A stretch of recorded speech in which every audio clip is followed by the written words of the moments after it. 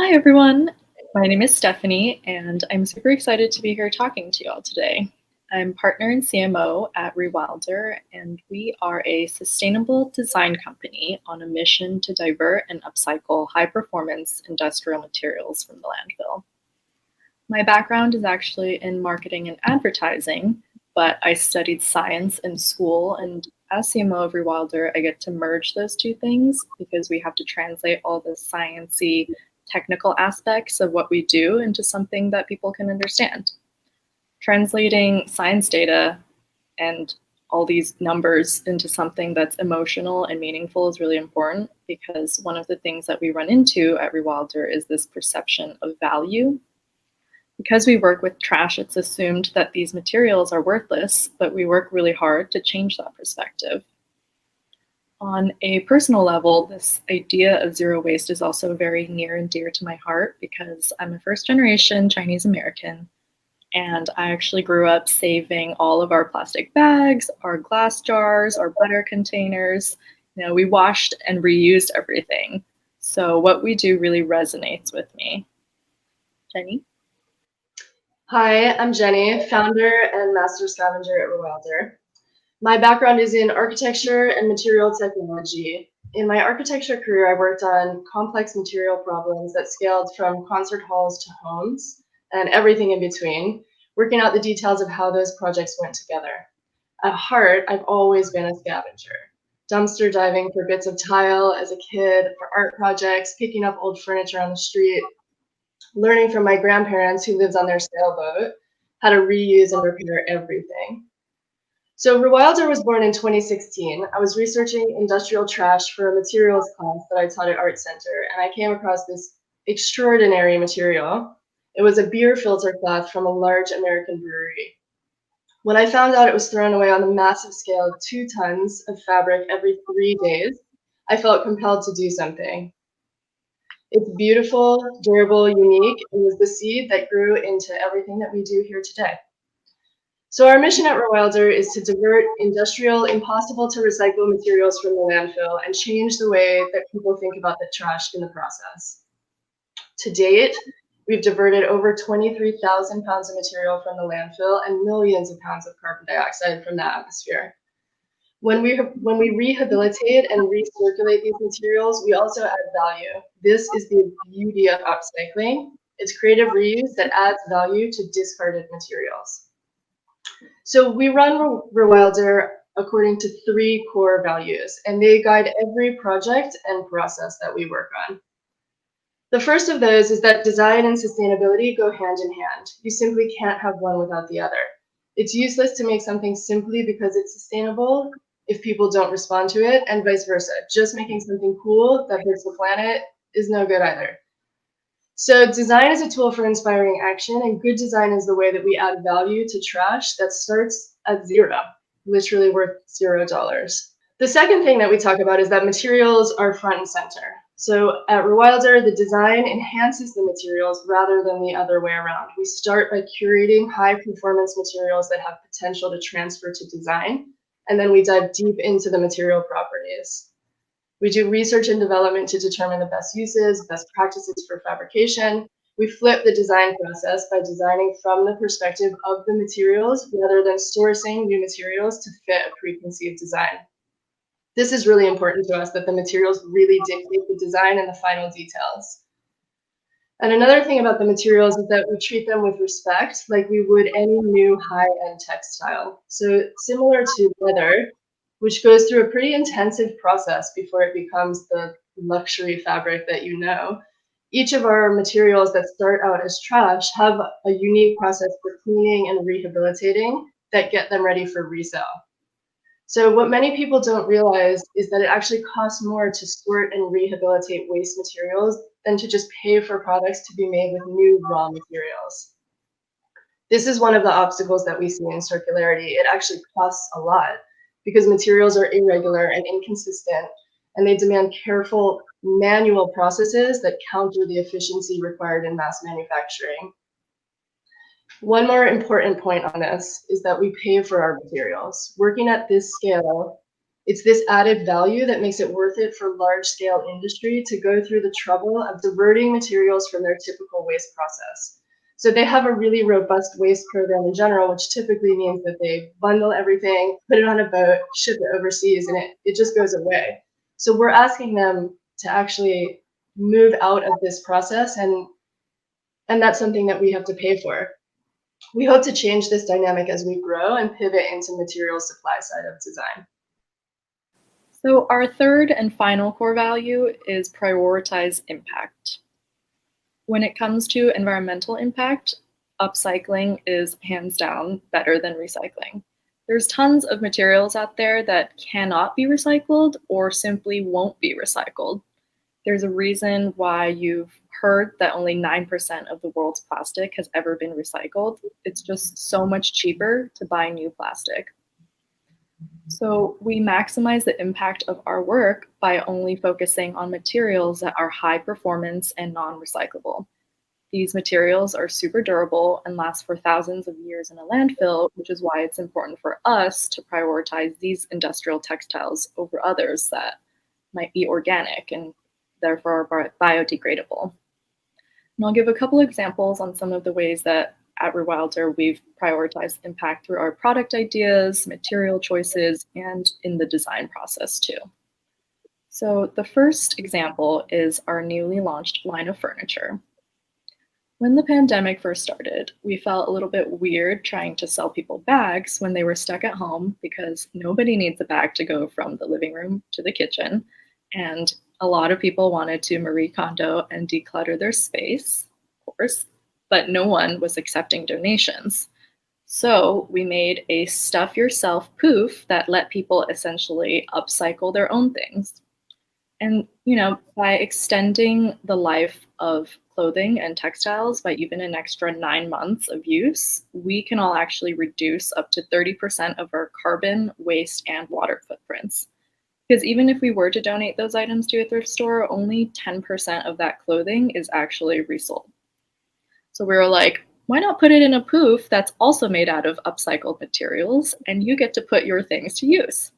So this worked out perfectly for our poof, but for our larger pieces, which is an ottoman and a chair, we knew the amount of stuffing that would be needed would be a pain point, but it was also this opportunity to divert a lot of material. We initially looked at natural materials like buckwheat and pistachio shells, and even these edible cornstarch beads that do decompose. And while those were all technically sustainable, we really wanted to make a bigger impact by going with something that would be really harmful to the earth if it ended up in the landfill. So what we ended up doing was using discarded foam scraps from the mattress industry, which had the properties that we needed for the application. It's very light, airy, it feels really comfortable to lay and sit on, but it also has this really significant impact on landfill diversion because it's entirely synthetic and it's completely not recyclable at all. And our next example is just our zero-based design experiment that we did last year. So what you're looking at right now is a completely zero-waste jacket made from 100% upcycled components. So that means there's nothing new in this at all.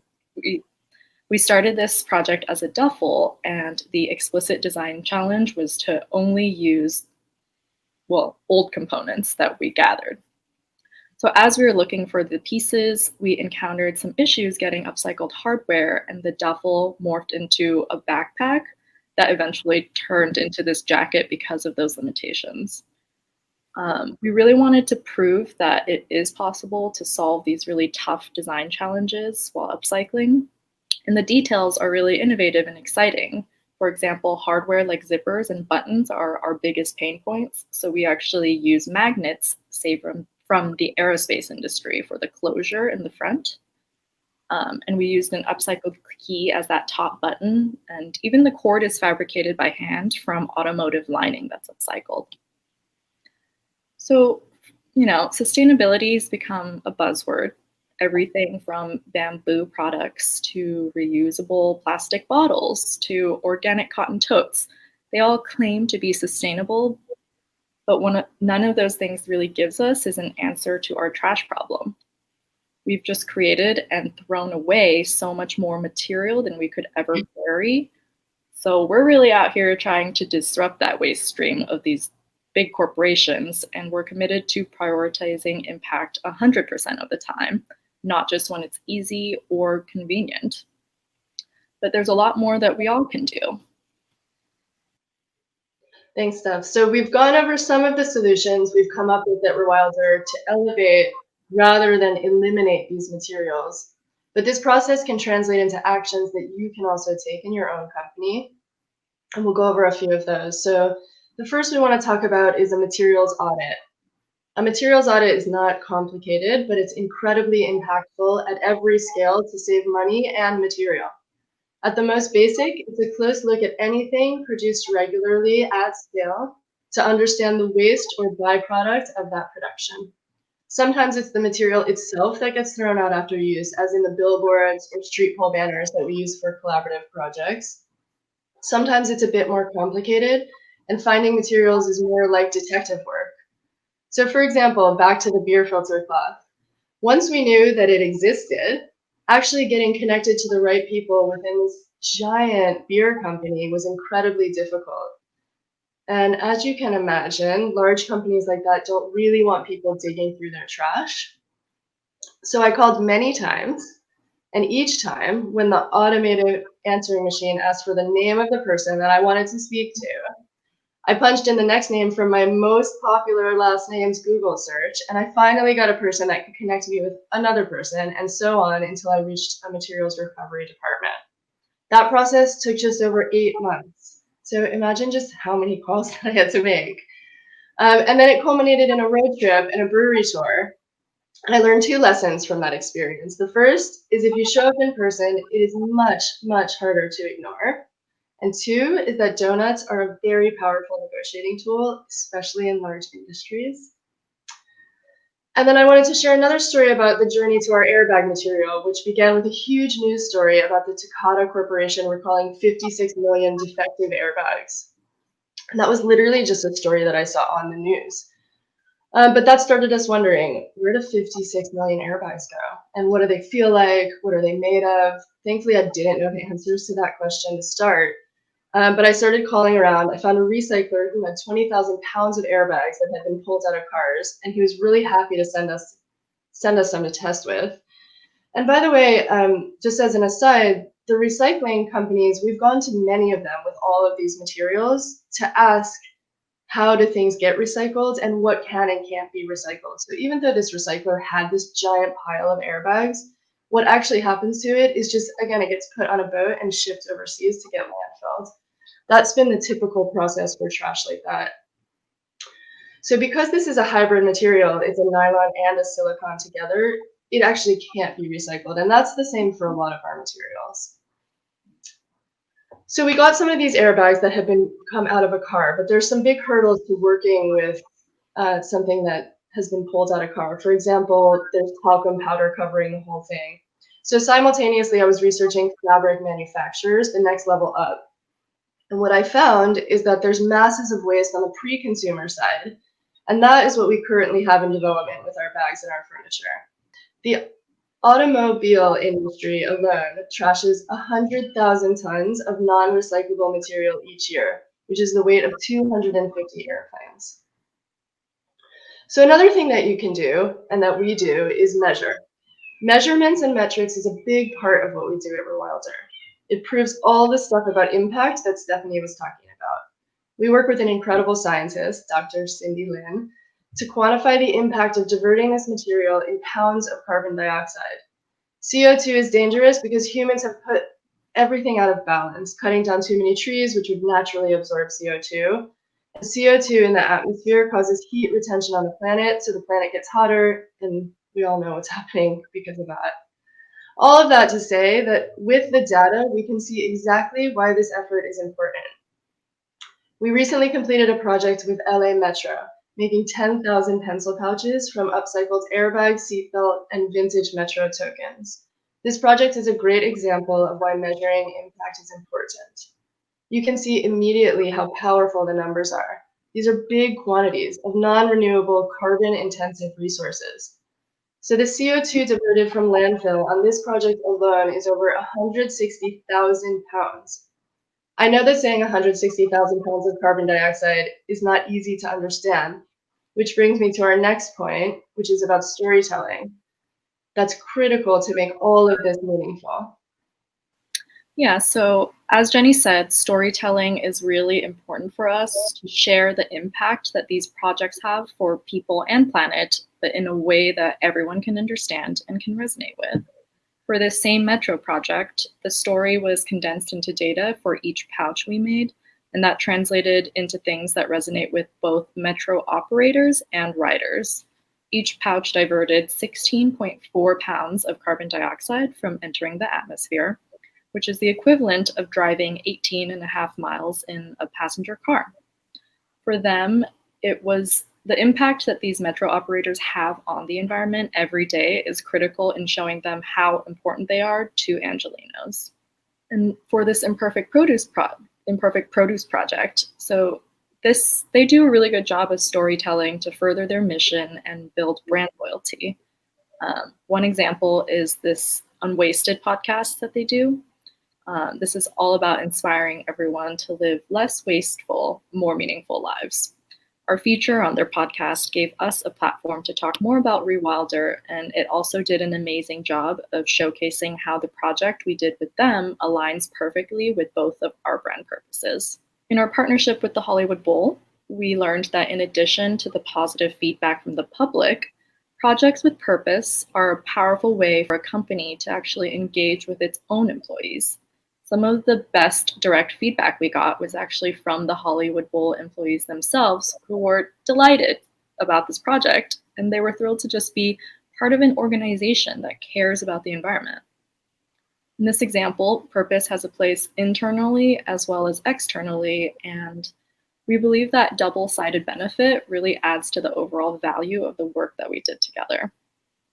It also kind of shows that the value of these endeavors is not necessarily in the product, but in the process and the way that we can leverage brand storytelling that both consumers and employees can respond to.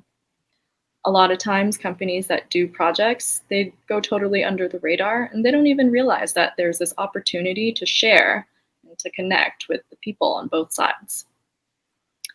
And our final piece of advice that everyone can take is actually just simple, and it's shift your perspective. We believe that we all need to stop being so married to a specific way of doing things just because they've always been done this way. And I'll give you two examples of what I mean by that on a large and small scale. So on a large operational scale, we had a conversation with Cheesecake Factory about their menu problem. We all know the famous Cheesecake Factory menu. It's pretty thick, right?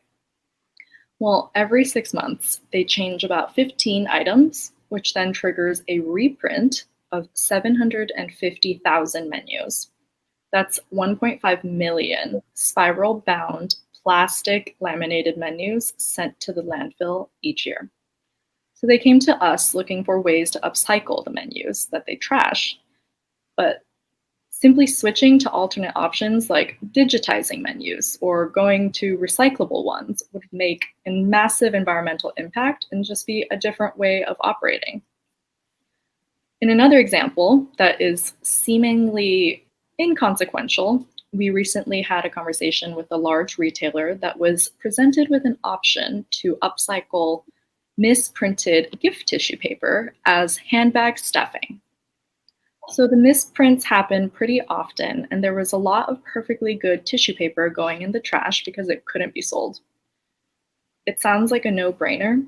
Of course, they could just upcycle that tissue paper that's already finished and use it for stuffing, which the customer throws away anyways once they get home, right? Unfortunately, the retailer was worried about brand identity, and they chose to stick with their regular tissue stuffing. In this case, shifting the perspective around brand identity and the demand for that for a better purpose would have saved a lot of waste and resources for something that lands in the trash anyways. The shift in perspective that Stephanie's talking about, that's everything. How we look at materials, for example. We see the markings on the airbag fabric from its previous life as a benefit. The remnants of this life makes it cool and interesting and tells a unique story. How we look to big companies and large industry and find value in what they throw away. How we collaborate with other designers to rethink how things are made and used and trashed, retooling our processes to be circular rather than linear. This is what we're doing. We hope we've inspired you to join us in taking action to make this world a better, cleaner place. Thank you. Thank you.